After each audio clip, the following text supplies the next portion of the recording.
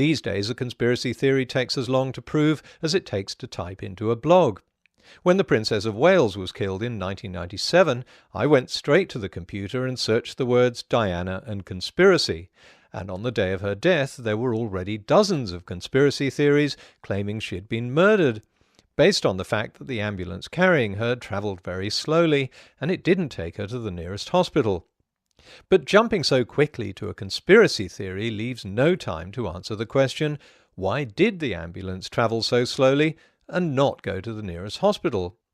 Of course there is an explanation, and you'll find it in the video description, but once a conspiracy theory has been cobbled together on the basis of whatever sparse information is available in the first few hours, it sticks. It seems impossible for conspiracy theorists to accept that it was wrong. Likewise, just hours after thousands of private emails were leaked from the University of East Anglia, a conspiracy theory had formed before anyone had time to read them all, let alone understand them. Some of these alleged emails may actually hold the key or actually the clues to prove that the theory of global warming is a huge conspiracy. For example, there's one email coming from one scientist, and in this alleged email, the scientist claims that he had to use additional data in order to hide the decline of global temperatures. Of course, that turned out to be complete nonsense, and we now know the email wasn't claiming anything of the sort. These hastily drawn conclusions try to adopt the veneer of a real investigation like Watergate the easy way, by simply adding the suffix "gate" to the conspiracy, and of course copy Watergate jargon. Now, of course, in the Watergate investigation, follow the money meant trace the source of the money paid to the Watergate burglars. By backtracking checks and funds, the trail led to the committee to re-elect the president, and it gave reporters Woodward and Bernstein the evidence they needed to show a link between the burglars and the White House. Conspiracy theorists have stuck the phrase to their own brand of investigative reporting, which is to simply show that money paid to researchers comes from research grants.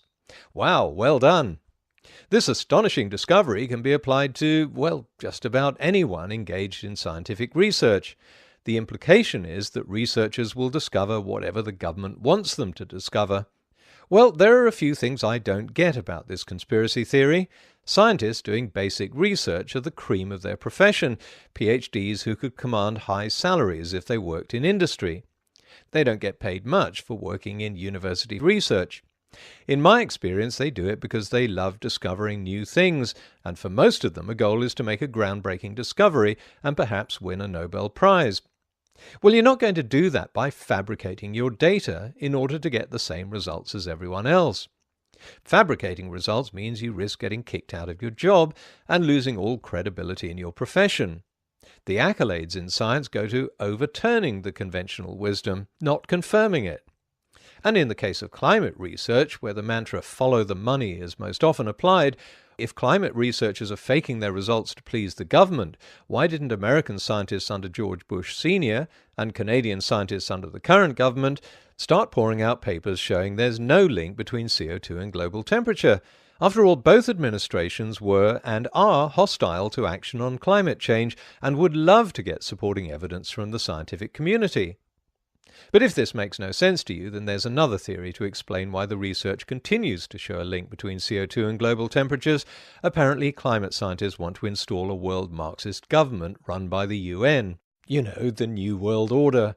And climate scientists aren't the only ones. Evolution is also the foundation philosophy for the New World Order. Evil men have already divided up the world into regions, and they've got it all planned. They want to rule the world.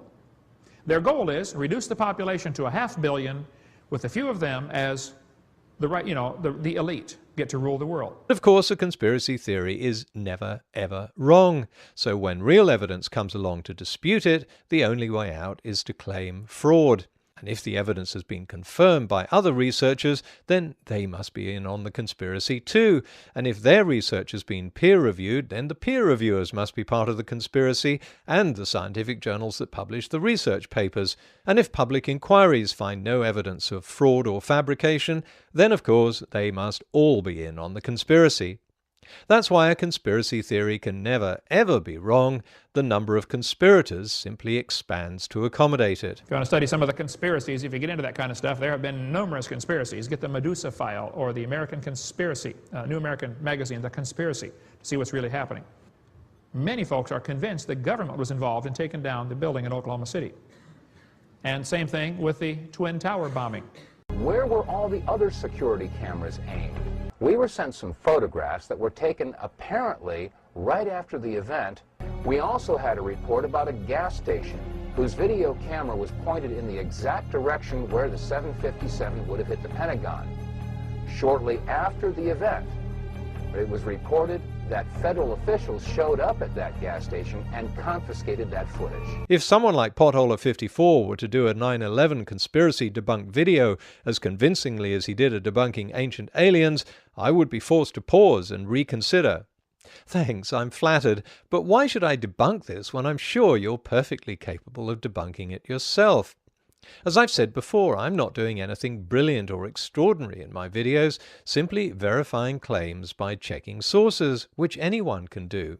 If you watch any of the videos or you've been unfortunate enough to be cornered by one of these 9/11 conspiracy theorists at a party and have had your ear chewed off for over an hour about all the evidence, you'll know that it's all based on quotes from people who believe they heard a bomb, people who believe they saw a missile, people who feel there's something in one of the photos, or missing from the photos, or who feel that buildings and airlines shouldn't have acted the way they did. Conspiracy theorists insist that all these unsourced reports and assumptions and speculation raise questions, to which I say, great. Then do what real investigative reporters do, put your coat on and go and find the answers. Real conspiracies have been uncovered by answering questions, not by sitting in front of a computer screen and wondering why something looks or feels wrong. Just, hey, no smoking in here. What do you want? You know, I'm about to talk about this whole, microchipping. Microchipping? What? Obamacare and... Okay, can you go away and put a shirt on? Here's one of the websites that got the shirtless smoker so agitated. It's about a microchip, widely reported in the media, that can hold important health data on individuals who suffer from debilitating illness. But nowhere does it give any evidence that Americans will be forcibly implanted with microchips. And on the basis of this essay filled with rumor and belief, the shirtless smoker believes it too. And so does the preacher who's about to go, "What? What? Are we talking about a microchip that they want to put in your hand? Folks, it's already the law of the land. It was passed in the Obamacare bill." It was? Does anyone have the relevant passage in the bill? Yes, this is the passage they all refer to.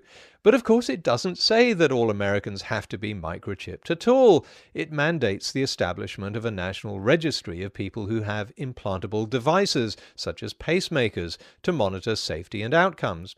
But so certain are the conspiracy theorists that they must be right that they even put a date by which all Americans would be forcibly microchipped, March 23rd, 2013. Whoops. But let's bring all this bang up to date. I had a small bet with myself that even the Boston Marathon bombing would by now have spawned its own conspiracy, and sure enough it has.